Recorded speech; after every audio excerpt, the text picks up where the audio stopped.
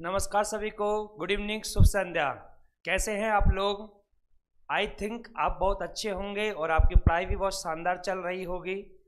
आज हम एमसीक्यू ना पढ़ते हुए थ्योरी पढ़ेंगे। आज बाल विकास की थ्योरी का ही अध्ययन करेंगे और एक शानदार टॉपिक लेकर मैं आया हूं जिसका नाम है बालक के विकास की अवस्थाएं।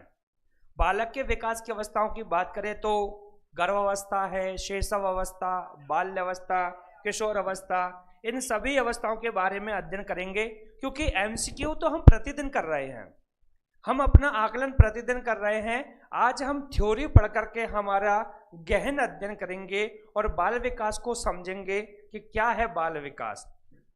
तो प्रारंभ करते हैं। सामान्य तौर पर बालक के विकास की अवस्थाएं, सबसे पहले प्रारंभ करेंगे सामान्य वर्गीकरण, अवस्थाओं का सामान्य वर्गीकरण। तो सामान्य वर्गीकरण की बात करते हैं। बालक के विकास की विभिन्न अवस्थाएं होती है। बालक के विकास की विभिन्न अवस्थाएं होती है, विभिन्न अवस्थाएं होती है, परंतु कुछ मुख्य अवस्थाएं हैं, कुछ मुख्य अवस्थाएं हैं। अब वो मुख्य अवस्थाएं क्या है, इसको ध्यान से सुनिए और समझिए। बालक के विकास की बात करें तो एक मनोवैज्ञानिक है हार्लॉक है। हार्लॉक ने बालक के विकास की जो अवस्थाएं बताई है वो बताई है 8 अवस्थाएं। परंतु मानव विकास की अगर हम बात करें मानव के विकास की, तो मानव विकास की जो अवस्थाएं बताई है वो बताई है 11 अवस्थाएं। ठीक है ना, ध्यान से समझना। 11 अवस्थाएं बताई है मानव विकास की और बाल विकास की बताई है 8 अवस्थाएं। तो बाल विकास की जो अवस्थाएं बताई है ना, वो मुख्य रूप से 8 बताई है। किसने बताई? श्रीमती हार्लॉक ने। और यहां से प्रश्न बनते हैं। अब मैं आगे बढ़ता हूं तो हम सामान्य वर्गीकरण पढ़ेंगे कि अवस्थाओं का सामान्य वर्गीकरण क्या होता है और कैसे होता है। देखिए, अवस्थाओं का सामान्य वर्गीकरण, अवस्थाओं का सामान्य वर्गीकरण। तो समझते हैं क्या है सामान्य वर्गीकरण। तो देखिए ध्यान से, सामान्य वर्गीकरण में सबसे जो पहली अवस्था होती है, सबसे पहली अवस्था का नाम है गर्भावस्था। सबसे पहली अवस्था का नाम है गर्भावस्था और गर्भावस्था को बोलते हैं इंग्लिश में प्रीनेटल स्टेज। और प्रीनेटल स्टेज जो होती है वो होती है आपकी, ध्यान रखना, 9 माह 10 दिन की। 9 माह 10 दिन की होती है गर्भावस्था, या फिर होती है 40 सप्ताह की, या फिर होती है 280 दिन की। 280 दिन की।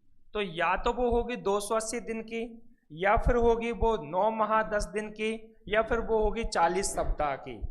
इनको बोला गया है गर्भावस्था। नमस्ते सभी को, गुड इवनिंग, शुभ संध्या। तो विकास की पहली अवस्था क्या है? गर्भावस्था। ध्यान रखना, विकास की पहली अवस्था गर्भ। अब मैं बात करूंगा विकास की दूसरी अवस्था जिसका नाम है शैशव अवस्था, जिसका नाम है शैशव अवस्था।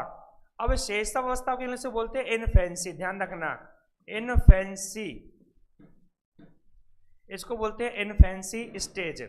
और इन्फेंसी जो स्टेज होती है ना, वो होती है 0 से 5 वर्ष। 0 से 5 वर्ष को हम बोलते हैं इन्फेंसी स्टेज। 0 से 5 वर्ष होती है। ठीक है ना, ये विकास की दूसरी अवस्था है। ध्यान रखना, विकास की पहली अवस्था गर्भावस्था, विकास की दूसरी अवस्था शैशव। इसके बाद में जो तीसरी होती है उसका नाम है बाल्यावस्था। विकास की तीसरी अवस्था का नाम है बाल्यावस्था। और बाल्यावस्था को बोलते हैं चाइल्डहुड, इंग्लिश में चाइल्डहुड। ध्यान रखना, चाइल्डहुड स्टेज कहते हैं। और ये होती है आपकी 6 से 12 वर्ष। चाइल्डहुड क्या होती है? 6 से 12। एक अवस्था है जिसका नाम है किशोर अवस्था। किशोर अवस्था विकास की जो है वो चौथी अवस्था है और नाम है किशोर अवस्था। और किशोर अवस्था के जनक आप जानते हैं कौन है? स्टैनले हॉल हैं। तो किशोर अवस्था, और किशोर अवस्था जो होती है वो होती है 12 से 18 वर्ष। किसी किसी बुक में 19 लगा रहता है, तो आप घबराना मत, ऐसा नहीं है, 19 भी है, 20 भी है, 11 से 19 भी है, वो तो टीचर अलग अलग भ्रामक तरीके से पढ़ाते रहते हैं, लेकिन आपको जो ध्यान से समझना है वो ये सारे बिंदु समझना है। इसको बोलते हैं एडोलसेंस। क्या बोलते हैं? एडोलसेंस। तो इसको एडोलसेंस स्टेज के नाम से जाना जाता है, ध्यान रखना, एडोलसेंस स्टेज, ठीक है ना। तो एडोलसेंस स्टेज। अब मैं आगे बढ़ता हूँ एडोलसेंस स्टेज के बारे में। एडोलसेंस स्टेज जो स्टैनले हॉल ने दिया है, इसके जनक कौन है? स्टैनले हॉल, ध्यान रखना, कौन है? स्टैनले हॉल हैं। तो इसके जनक हैं स्टैनले हॉल। अब मैं आगे बढ़ता हूं मेरे साथियों। तो हमने विकास की जो अवस्थाएं हैं वो पढ़ी है। सामान्य तौर पर 5 व्यवस्था में लिख ही देता हूं। युवा अवस्था, युवा अवस्था का जिक्र बाल विकास में नहीं होता है हालांकि, और ये होती है आपकी जो 18 वर्ष है, किसी बुक में 30 लिखा है, किसी में 35 वर्ष लिखा है, पर बाल विकास तो किशोर अवस्था तक का अध्ययन कराता है। 6वीं आती है प्रौढ़ अवस्था, प्रौढ़ अवस्था, और प्रौढ़ अवस्था जो है वो 35 से हम मान सकते हैं, किसी किसी बुक में लिखा रहता है 45, किसी में 50, 60 वर्ष तक। और एक आती है वृद्ध अवस्था। एक कौन सी अवस्था है? एक है आपकी वृद्ध अवस्था, और वृद्ध अवस्था आप जानते हैं अंतिम अवस्था है मानव विकास की, 60 से लेकर के 60 वर्ष से लेकर के मृत्यु तक। तो मृत्यु तक होती है मेरे साथियों। ये तो मुख्य अवस्थाओं के बारे में मैंने बात की है, इसको आप याद कर लीजिए, समझ लीजिए अच्छे से नोट्स। सामान्य तौर पर इस अवस्था का जिक्र नहीं होता है, इसलिए हम कहते हैं मानव विकास की जो मुख्य अवस्थाएं होती है, किसकी? मानव विकास की, वो 6 होती है। तो मानव विकास की अवस्थाएं, मानव विकास की अवस्थाएं मुख्य कितनी होती है? 6। और ये आपका एग्जाम में आ गया है प्रश्न, महिला पर्यवेक्षक में ये प्रश्न आया था कि मानव विकास की मुख्य कितनी अवस्थाएं होती है? आंसर जाएगा 6 अवस्थाएं। 6 अवस्थाएं आपके सामने मैंने लिखी है। तो मानव विकास की 6 अवस्थाएं, ठीक है। अब मैं आगे बढ़ता हूं। सबसे पहले बात करते हैं गर्भावस्था के 3 चरण की। तो सबसे पहले बात करते हैं, अब हम एक एक करके अवस्थाओं को पढ़ेंगे और समझेंगे। तो आप जानते हैं विकास की पहली अवस्था कौन सी है? गर्भावस्था। विकास की पहली अवस्था कौन सी है? गर्भावस्था। विकास की दूसरी शैशव अवस्था, विकास की तीसरी बाल्यावस्था, विकास की चौथी किशोर। अब मैं कहूं आपसे जन्म के उपरांत विकास की पहली अवस्था, तो जन्म हो गया, उसके बाद में पहली अवस्था शैशव हो गया, शैशव अवस्था आंसर जाएगा। जन्म के उपरांत विकास की दूसरी अवस्था बाल्यावस्था आंसर जाएगा। तो ऐसे प्रश्न पेपर में पूछ लिए गए हैं वर्ग 3 की बाल विकास में, और ऐसे प्रश्न आते ही रहते हैं, इसलिए घबराना नहीं है। ऐसे प्रश्नों का सार्थक तरीके से अर्थ समझकर उत्तर देना है। अब मैं आगे बढ़ता हूं। सबसे पहली विकास की अवस्था का नाम है गर्भावस्था, और अब गर्भावस्था को हम बहुत ही डिटेल से पढ़ने जा रहे हैं। तो विकास की सबसे पहली अवस्था है आपके गर्भावस्था, और गर्भावस्था की जो समय अवधि होती है ना, गर्भावस्था, इससे पहले तो अपन लिखेंगे प्री नेटल, एक तो एज भी बोल सकते हैं और एक स्टेज भी बोलेंगे इसे, prenatal stage. Prenatal stage जो होती है ना, ये होती है, आपके ध्यान रखना, ये होती है 280 दिन या फिर 9 माह 10 दिन, या फिर होती है 40 सप्ताह। ये सभी प्रश्न पेपर में पूछ लिए गए हैं, कोई सा भी आप आंसर लगा सकते हैं, जैसे विकल्प आएंगे वैसा उत्तर आपको देना है। तो गर्भावस्था विकास की पहली अवस्था है, जिसे प्री नेटल स्टेज कहते हैं। गर्भावस्था के 3 चरण होते हैं, तो यहां से लिखेंगे इस अवस्था के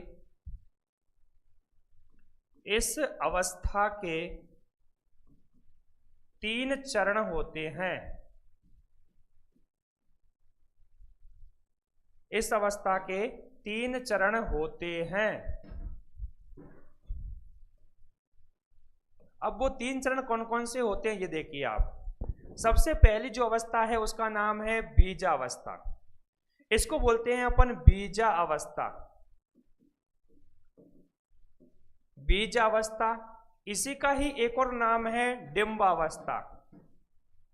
डिंबावस्था, बिल्कुल ध्यान से समझना, यहां से खूब प्रश्न बने हैं महिला पर्यवेक्षक में, ठीक है ना। इसके बाद इसे बोलते हैं रोपण अवस्था, ध्यान रखना, रोपण अवस्था, यहां से खूब प्रश्न बने हैं रोपण अवस्था। तो यहां पर बीजावस्था, डिंबावस्था, रोपण अवस्था, इस तरह से 3 इसके नाम हैं। और इंग्लिश में इसे बोलेंगे जर्मिनल, इंग्लिश में क्या बोलेंगे, जर्मिनल, ध्यान से समझिए, इंग्लिश नाम भी याद रखना, जर्मिनल, इसे बोलते हैं ओवम स्टेज। तो एक तो जर्मिनल और इसे ओवम स्टेज कहते हैं। तो अगर आपको हिंदी में थोड़ी सी समस्या आती है तो आप इसका इंग्लिश भी देख सकते हैं। तो ये पहली अवस्था है, और यह अवस्था होती है ना, तो ध्यान रखना, यह अवस्था कितनी होगी, यह अवस्था जो होगी आपकी, वो होगी आपकी, ध्यान रखना इस चीज का, जन्म यानी 0 से, और 0 से ये होगी 2 सप्ताह, ध्यान रखना 2 सप्ताह, बड़े ध्यान से समझना, 2 सप्ताह। तो यह अवस्था 0 से 2 सप्ताह की होती है, जिसका नाम है बीजावस्था। इसमें क्या होता है, एक बीज के समान होता है, ठीक है ना। यह अवस्था में बालक की आकृति एक बीज के समान होती है। तो बीजावस्था में वो बीज बनता है, जैसे आपने देखा होगा सामान्य तौर पर हम बीज बोने जाते हैं, चाहे मक्का का हो, चाहे सोयाबीन का हो, चाहे चने का हो, चाहे गेहूं का हो। ऐसे ही यहाँ पर माँ के गर्भ में एक बीज निर्धारित होता है, एक बीज का विकास होता है। तो नाम क्या रखा है इसका, बीजावस्था, और उसी का एक और नाम है डिंबावस्था। तो बीजावस्था, डिंबावस्था, और इसी को बोलते हैं रोपण अवस्था। तो यहाँ पर बालक का रोपण हो गया है, जैसे धान को अपन रोपते हैं ना खेत में, वैसे रोपण हो गया है यहाँ पर। और इंग्लिश में कहूँ तो जर्मिनल या ओवम स्टेज। तो यह जो अवस्था है ना 0 से 2 सप्ताह की होती है। अब इसमें क्या क्या होता है वो हम बड़े डिटेल से पढ़ेंगे। तो देखिए, सबसे पहले यह अवस्था 0 से 2 सप्ताह तक होती है। इस अवस्था में बालक की आकृति, तो यहाँ से लिखेंगे इस अवस्था में, बड़े ध्यान से समझना, लास्ट में प्रश्न भी पूछूंगा मैं। इस अवस्था में बालक की आकृति,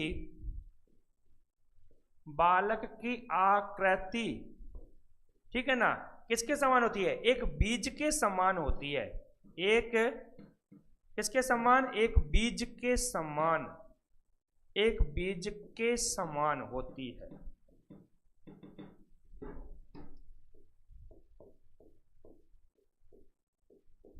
ये बिंदु आपको याद रखना है, किसके समान होती है, बीज के समान होती है। सभी को नमस्ते नमस्ते।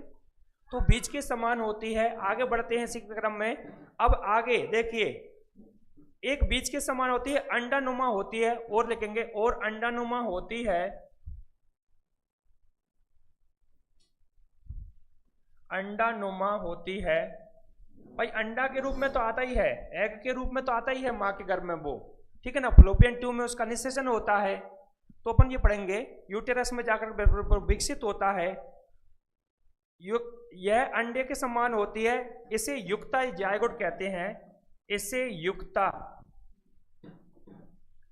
या जायगोट, ध्यान रखना, इसे युक्ता या जायगोट कहते हैं। ये आपको याद रखना है, इसे युक्ता या जायगोट कहते हैं। योग नामक पदार्थ, ध्यान रखना, योग नामक पदार्थ, तो योग नामक पदार्थ को एक युक्ता समाप्त हो जाता है, ठीक है ना। यह गर्भाशय की दीवार से चिपक जाता है। यह है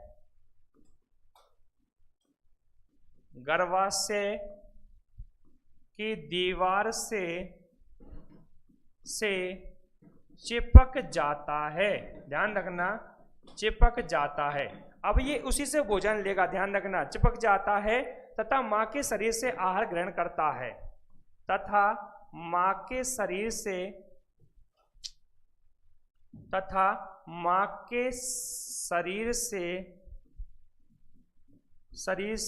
आहार ग्रहण करता है। आहार यानी भोजन, भोजन ग्रहण करता है, ग्रहण करता है। तो ये वाला बिंदु आपको स्पष्ट हो गया होगा कि कैसे ये भोजन ग्रहण करता है। आगे बढ़ता हूं मैं इसी क्रम में, फिर मैं एक डायग्राम से समझाऊंगा। और बालक भ्रूण अवस्था में चला जाता है और बालक कौन सी अवस्था में चला जाता है? भ्रूण अवस्था में। भ्रूण अवस्था में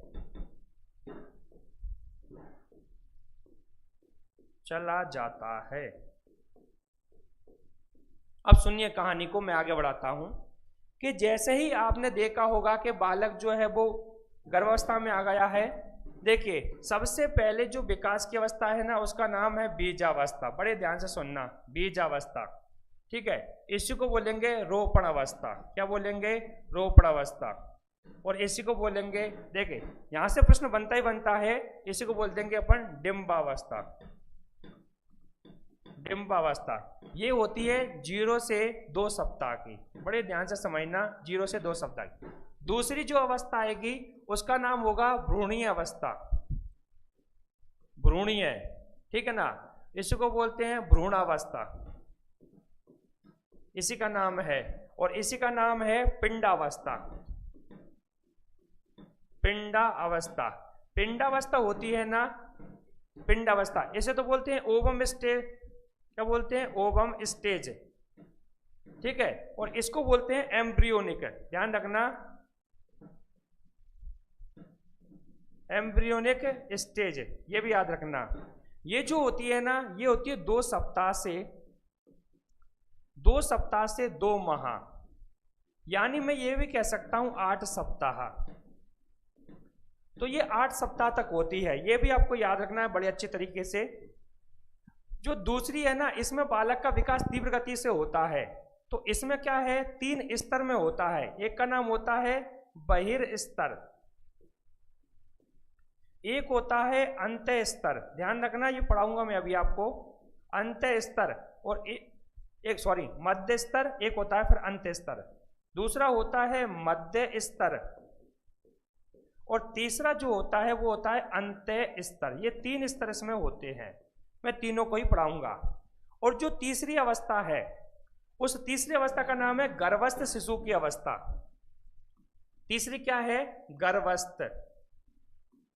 गर्भस्थ शिशु की अवस्था। शिशु की अवस्था, ध्यान रखना, ये तीसरी अवस्था होती है। और गर्भस्थ शिशु की जो अवस्था होती है तीसरी गर्भावस्था में, वो ध्यान रखना आप 2 माह से 9 माह 10 दिन तक, यानी ये कह सकते हैं अपन जन्म तक। क्या कह सकते हैं? जन्म तक।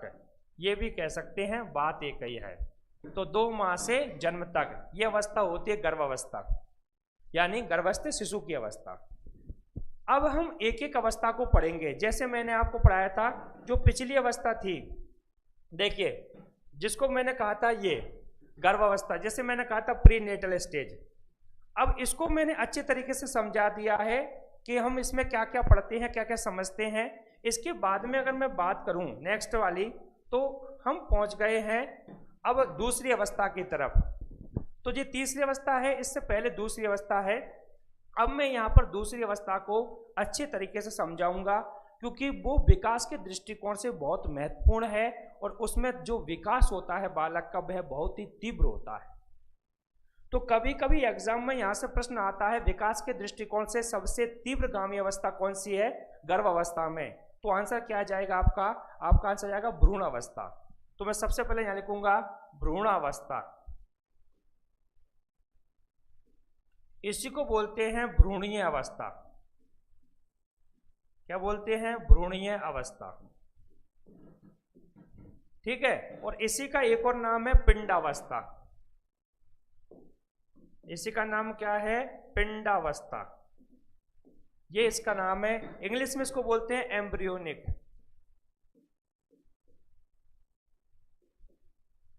तो ये एम्ब्रियोनिक स्टेज होती है इंग्लिश में। समय अवधि क्या होती है? मैंने पहले कहा था 2 सप्ताह से लेकर के 2 माह।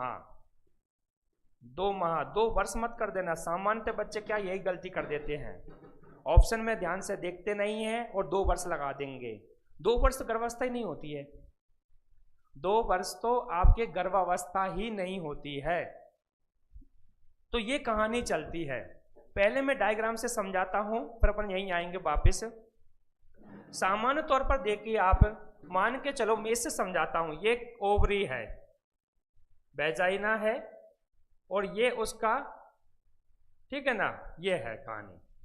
अब मान के चलो आपका एग यहां बनता है, भाई एग बना आपका यहां पर, ये एग बन गया है। एग क्या करता है, यहां से चल करके यहां आता है, इसको बोलते हैं फ्लोपियन ट्यूब, और अंडवाहिनी बोलते हैं इसे, अंडवाहिनी। तो एग यहां पर बना, और एग यहां से यहां तक आता है 14 दिन में। कितने दिन में आता है? 14 दिन में, 2 सप्ताह में आता है।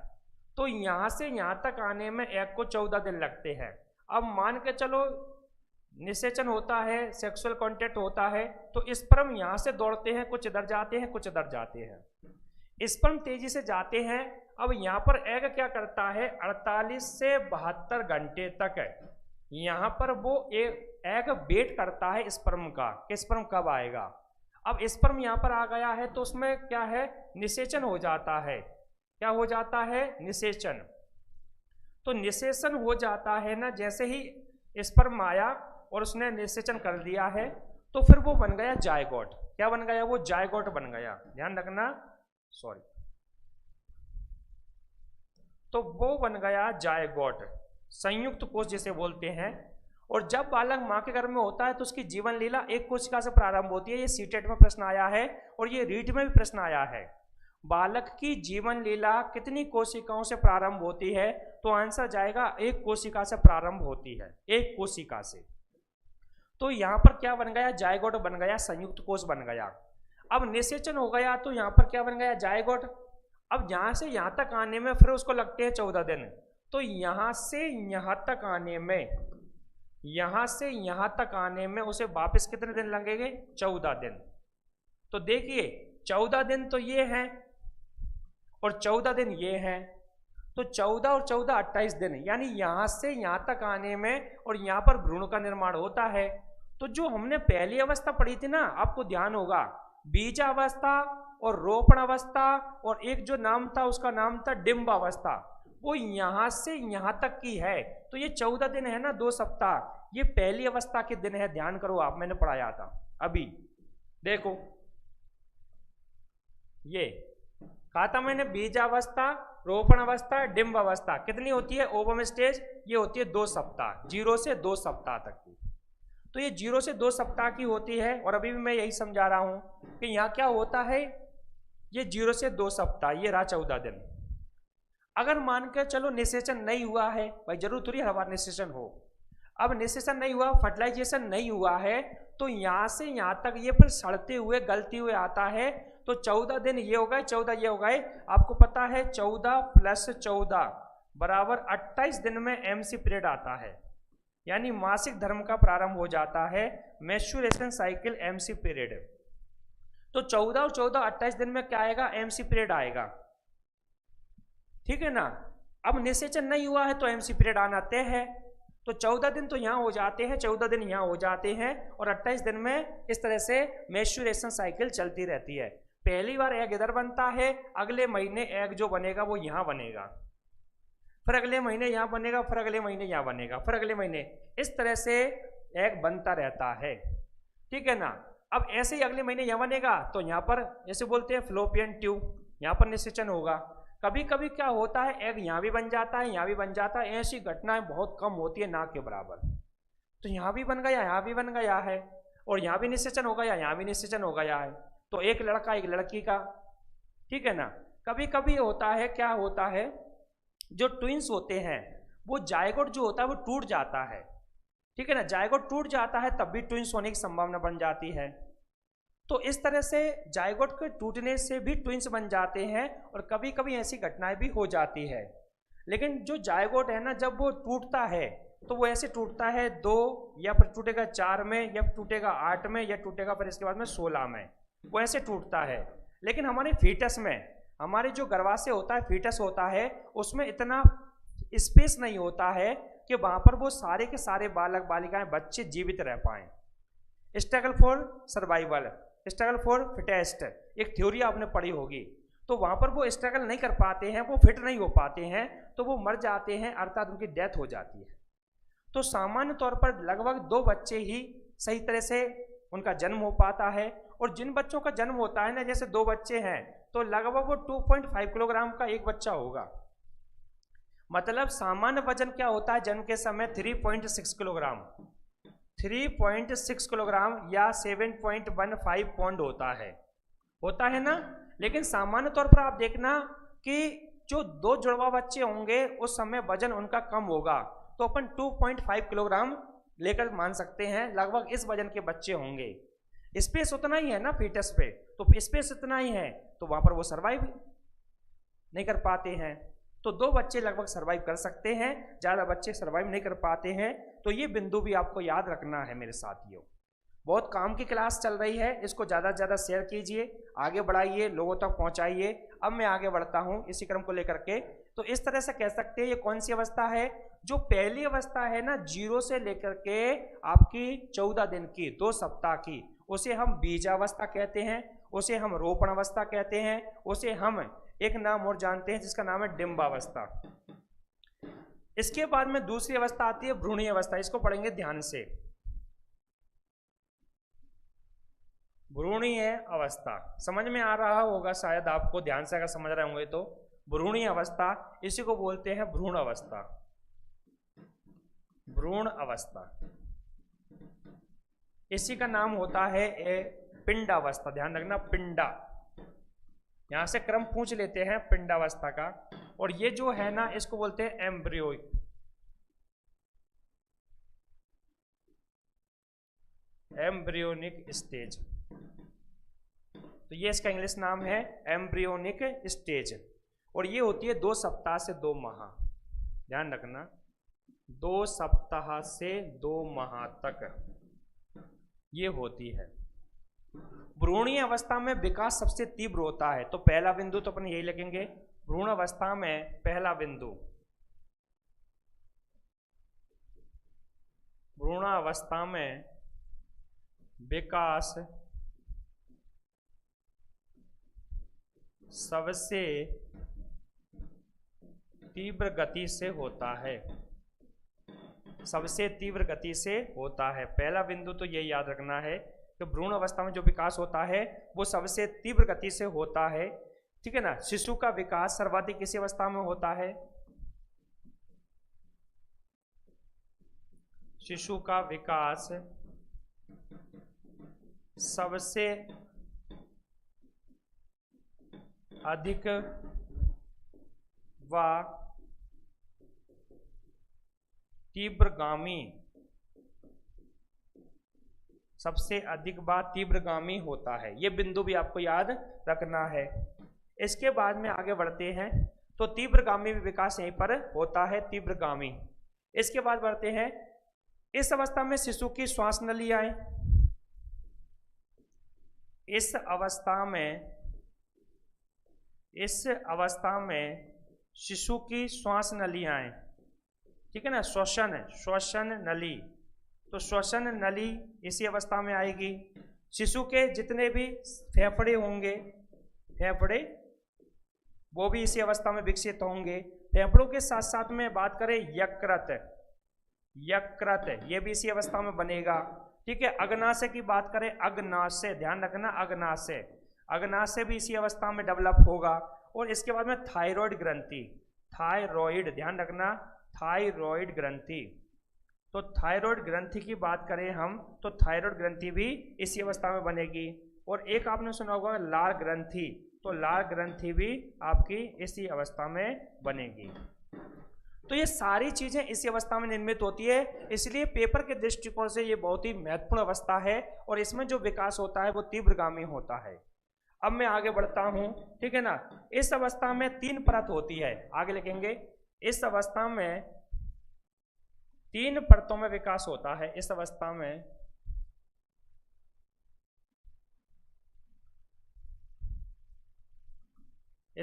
में 3 परतों, इसको स्तर भी लिख सकते हैं, स्तर में विकास होता है। विकास होता है। तो वो 3 स्तर क्या है समझिए, जैसा मैं बोल रहा था। सबसे पहला जो स्तर है ना वो है आपका बहिर स्तर।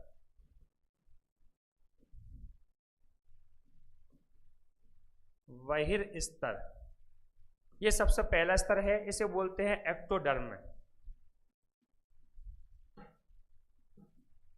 एक्टोडर्म इंग्लिश में बोलते हैं एक्टोडर्म।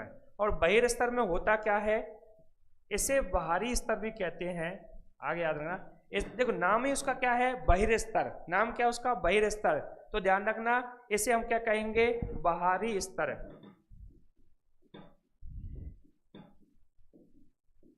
बाहरी स्तर कहते हैं, तो इसे बाहरी स्तर कहते हैं। अब मान के चलो बाहरी स्तर है ना, तो इसमें बाहर की चीजें बनेगी, जैसे कि आप देख रहे होंगे रोम, बाल, दूसरा त्वचा, तीसरा आपके नाखून, आपके दांत, ये सब बाहर हैं, तो इसे बाहरी स्तर बोलते हैं। और इन सब का विकास इसी स्तर में होता है। तो शिशु माँ के गर्भ में है तो उसके रोम भी आएगी, उसके त्वचा भी होगी, उसके नाखून भी होंगे, दांत भी उसके मसूड़ों के अंदर बनना प्रारंभ होते हैं। तो ये किस में बनेगा, बहिर स्तर में। तो लिखते हैं इस स्तर में, ठीक है, त्वचा, कॉमा, रोम भी बोल सकते हैं और बाल भी बोल सकते हैं, रोम, और इसी को बोलेंगे अपन क्या, बाल। ध्यान रखना, बाल, नाखून, दांत आदि का निर्माण होता है, आदि का निर्माण होता है। ये बिंदु आपको याद रखना है। तो नाम उसका बहिर स्तर है, तो बाहर की चीजें बनेगी सारी की सारी। तो इस स्तर में त्वचा है, नाखून है, दांत है, सब बनेंगे। दूसरा आएगा मध्य स्तर। सेकंड है आपका मध्य स्तर। दूसरा आपका क्या जाएगा, मध्य स्तर।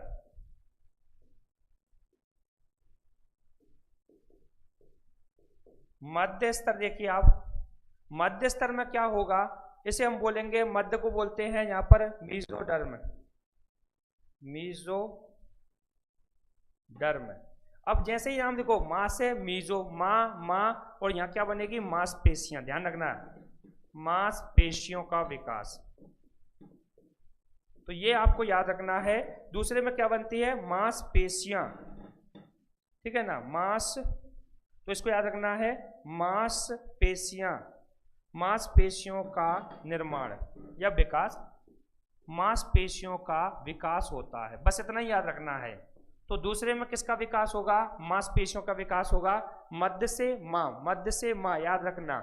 तो ये दूसरा स्तर हो गया। तीसरा स्तर होगा इसका, सी भाग देख लेते हैं, इसे बोलेंगे अंत्य स्तर। अंत्य स्तर, और अंत्य स्तर जो होता है सबसे अंदर की तरफ होता है, इसे इंग्लिश में बोलेंगे एंडोडर्म। ध्यान रखना, इसका नाम होगा एंडो, और इंग्लिश में कहेंगे एंडोडर्म। अब एंडोडर्म में होता क्या है, देखिए आप, ये सबसे अंदर का भाग है। जैसे नाम है ना अंत्य, क्या नाम है, अंत्य। तो अंत्य नाम है, तो सबसे अंदर चले जाओ आप। जब शरीर के अंदर जाएंगे तो क्या आएंगे, आप जानते हैं, फेफड़े आएंगे, अग्नाशय, छोटी आंत, बड़ी आंत, हृदय, ठीक है, यकृत, ये सब अंदर है। तो इन सब का विकास सबसे अंदर होता है, तीसरे स्तर में। तो यहां से कभी प्रश्न आए ना, तो ध्यान से सोच समझ कर आंसर देना। तो लिखते हैं इसमें बालक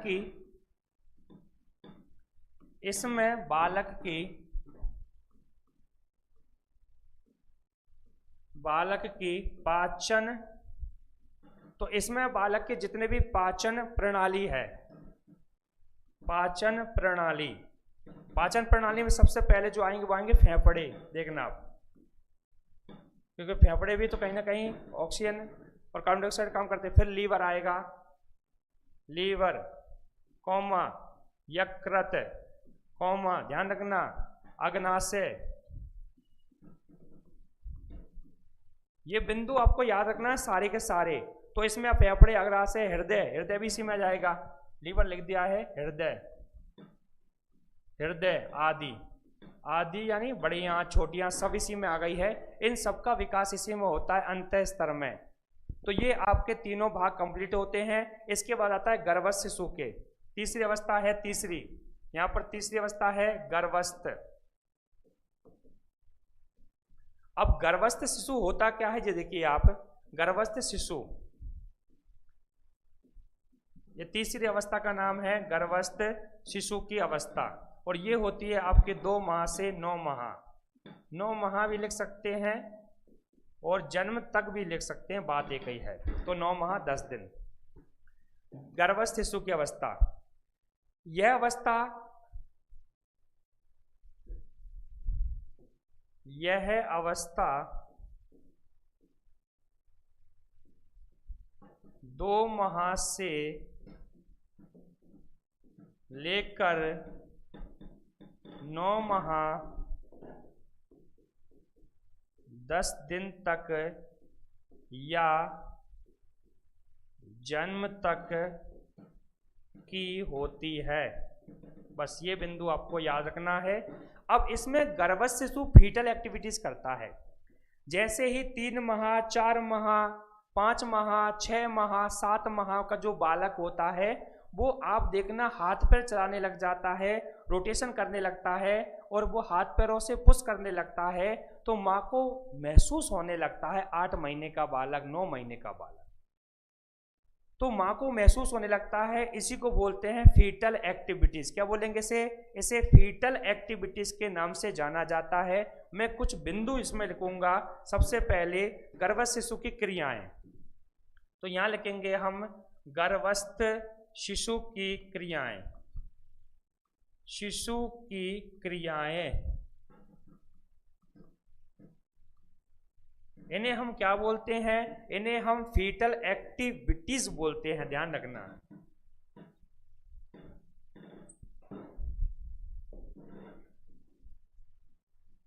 फीटल एक्टिविटीज। तो फीटल एक्टिविटीज के नाम से जाना जाता है। जैसे जैसे जैसे शिशु के द्वारा हाथ पैर मारना, ठीक है ना, शिशु के द्वारा हाथ पैर मारना इसी में जाएगा, ध्यान रखना इस चीज का। एवं अनेक प्रकार की क्रियाएं, एवं अनेक प्रकार की क्रियाएं,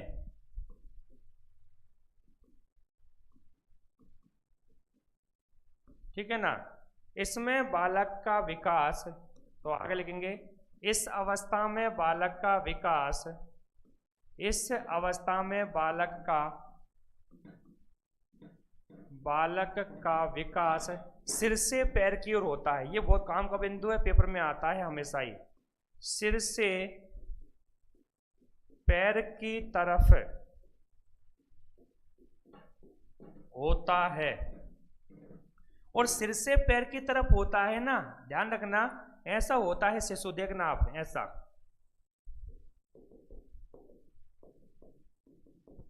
तो ये सिर देखो इसका कैसा है और पैर छोटे हैं।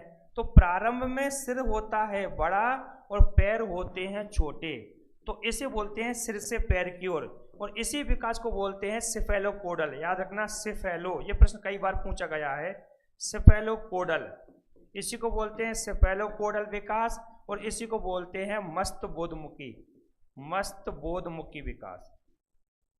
मस्त ही होता है इसलिए नाम पड़ गया मस्तबोधमुखिया। तो आपको कैसे याद रखना है, सिफेलोकोडल में सिर से पैर की ओर, यानी सिफेलो में सिर लगाना आपको। देखो मैं यहां लिख रहा हूं सिफेलो, सिफेलोकोडल, तो मैंने यहां पर लिखा सिफेलोकोडल, तो यहां सांस से लगाना सिर, क्या लगाओगे, सिर से पैर, सिर से पैर। तो आप कैसे याद रखोगे सिर से पैर, देखो यहां भी सी, यहां भी सी, यहां भी सिर, यहां भी सी, तो सिर से पैर, इसी को बोलते हैं सिफेलोकोडल, सिर से पैर, ठीक है ना। और इसी को बोलते हैं मस्तबोधमुखी, मस्तबोधमुखी विकास, तो इसको बोलते हैं मस्तबोधमुखी विकास। एक होता है प्रोक्सिमल डिस्टल, एक विकास और होता है प्रोक्सिमल, प्रोक्सिमल डिस्टल विकास। और जो प्रोक्सिमल डिस्टल विकास होता है ना, वो होता है, ध्यान रखना, ठीक है, केंद्र से परिधीय। इसमें जो आंसर जाएगा, ये दोनों ही प्रश्न बहुत ही महत्वपूर्ण है, केंद्र से परिधीय, परिधीय। तो केंद्र से परिधीय ये क्या होता है, पास से रखना पीठ, पास से याद क्या रखोगे, पीठ। तो पीठ से परिधीय, पीठ से, पीठ क्या है, केंद्र है ना हमारे शरीर का, भाई पीठ क्या है, हमारे शरीर का केंद्र है, पीठ हमारे शरीर का केंद्र है। तो पीठ से हमारा इधर की विकास चलेगा, ऊपर भी जाएगा और नीचे भी जाएगा। तो ये चला है केंद्र से, तो इसे बोलते हैं प्रोक्सिमल डिस्टल। इसे क्या बोलेंगे, प्रोक्सिमल डिस्टल। ये दोनों ही प्रश्न पेपर के दृष्टिकोण से बहुत बहुत महत्वपूर्ण है। तो इसको बोलते हैं हम केंद्र से परिधीय विकास। सेफेलोकोडल में जो विकास होता है वो सिर से होता है। मैंने पहले कहा शिशु का सिर क्या होता है, बड़ा होता है। शिशु का सिर कैसा होता है, शिशु का सिर तो बड़ा होता है, फिर धीरे धीरे छोटा होने लग जाता है। तो शिशु का सिर कैसा होगा, बड़ा होगा। ये देखिए आप, शिशु आपके आगे आ गया है, बड़ा ही सुंदर शिशु है, भ्रूण अवस्था का। कैसा शिशु है, भ्रूण अवस्था का शिशु है। तो ये बिंदु आपको याद रखना है। इसके बाद आता है गर्भावस्था की समय अवधि। तो दो बिंदु याद रखना है, कम से कम गर्भावस्था की समय अवधि, ध्यान रखो, गर्भावस्था, गर्भावस्था की कम से कम समय अवधि जो होती है ना, वो 180 दिन होती है, ये ध्यान रखना है। और अधिकतम कितनी होती है, अधिकतम, अधिकतम जो होती है ना वो 330 दिन होती है। ये बिंदु भी आप याद रखना, अधिकतम 300 दिन, 330 और कम से कम 180 दिन। तो गर्भावस्था की समय अवधि कम से कम 180 दिन होगी, अधिकतम 330 दिन होगी, ये ध्यान रखना है। और एक परिभाषा है मॉन्टेग्यू के अनुसार, बहुत ही सुंदर परिभाषा दी है, नाम है मॉन्टेग्यू, मॉन्टेग्यू के अनुसार। बहुत ही सुंदर परिभाषा इन्होंने दी है, और कितनी अच्छी परिभाषा दी है मॉन्टेग्यू ने, देखिए आप। इन्होंने कहा है, क्या कहा है, कि जिन शिशुओं का जन्म जितनी सरलता से होता है, जिन शिशुओं का जन्म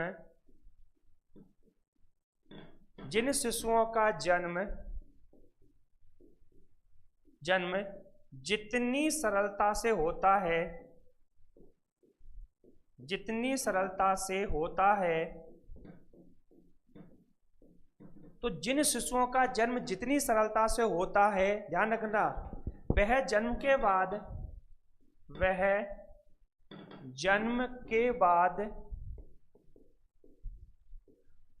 बाद जो पर्यावरण वातावरण होता है, जन्म के बाद वातावरण से, वातावरण का मतलब पर्यावरण है, उससे उतना ही शीघ्रता, ध्यान रखना, शीघ्रता से समायोजन कर लेते हैं, शीघ्रता से समायोजन कर लेते हैं। कुल मिलाकर के कितनी कर लेते हैं, कितनी सुंदर परिभाषा दी है, डबल इन्वर्ट कॉमा में बंद कर दीजिए। मॉन्टेग्यू कहते हैं कि जिन शिशुओं का जन्म जितनी सरल तरीके से होता है, वो पर्यावरण से उतने ही तरीके से बेहतर समायोजन कर लेते हैं। इसलिए जन्म में या जन्म होने में बहुत ज़्यादा कठिनाई नहीं होना चाहिए, सी सेक्शन वाला जो तरीका है वो। तो जन्म के समय ज़्यादा कठिनाई अगर हो रही है, प्रसव में पीड़ा हो रही है, बहुत कठिन हो रहा है और बाधाएं आ रही है, समस्याएं आ रही है, वो शिशु जन्म के बाद बाहरी परिवेश से समायोजन करने में बाधाएं, समस्याएं महसूस करता है। तो जन्म के समय शिशु जितना ही सरल तरीके से उसका जन्म होगा, वो उतने ही बेहतर तरीके से परिवेश, पर्यावरण, वातावरण से शीघ्रता से समायोजन कर लेता है। किसने कहा, तो आंसर देना, मॉन्टेग्यू ने कहा। किसने कहा, मॉन्टेग्यू ने कहा। बहुत शानदार परिभाषा आई है मॉन्टेग्यू के अनुसार। तो गर्भावस्था के बारे में हमने बहुत अच्छे तरीके से पढ़ा है। मैं कुछ प्रश्न पूछ रहा हूं, आप कमेंट सेक्शन में आंसर देंगे। तो पहला प्रश्न है, विकास की पहली अवस्था क्या है? आंसर दीजिए फास्ट। विकास की पहली अवस्था, जल्दी जल्दी आंसर दीजिए। विकास की पहली अवस्था,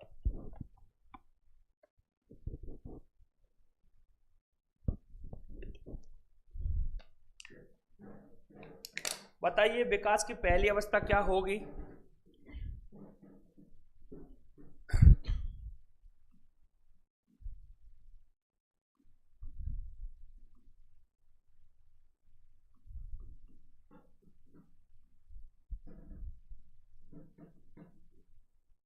बताइए।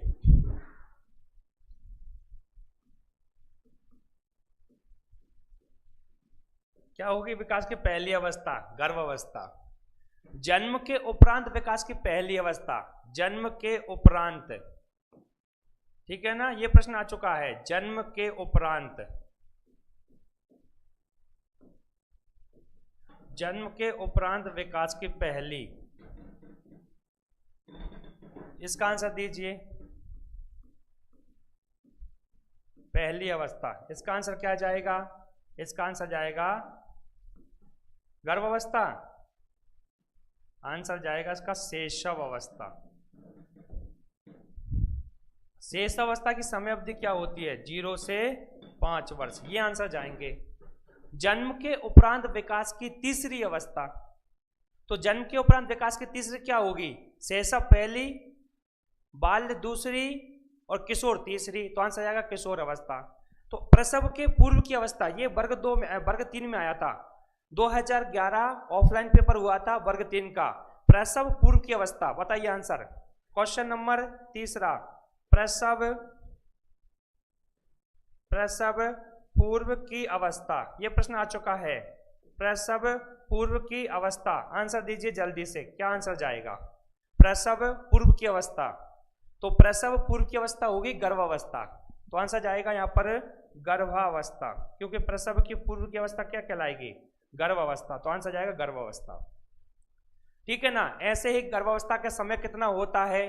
तो 40 सप्ताह होता है, 280 दिन होते हैं, या 9 माह 10 दिन होते हैं। पर उसी में से पूछ लेते हैं कि गर्भावस्था के दौरान किस अवस्था में बालक का सबसे अधिक तीव्र विकास होता है? तो बीजावस्था, भ्रूणीय अवस्था, गर्भ शिशु की अवस्था, तो आंसर जाएगा आपका क्या? भ्रूणीय अवस्था। ऐसे ही पिंडा और डिंबावस्था, तो जो अवस्थाएं है ना, पहली है डिंबावस्था और दूसरी है पिंडावस्था, तो इनका क्रम पूछ लेते हैं, और यही क्रम आपके महिला पर्यवेक्षक में 2017 में पूछा गया है। तो ऐसे प्रश्न बन जाते हैं, इसलिए आपको सभी प्रकार के प्रश्नों को ध्यान से सुनना है, समझना है, उसका आंसर देना है। आज की क्लास कैसी रही है मेरे साथियों, कमेंट सेक्शन में बताइए।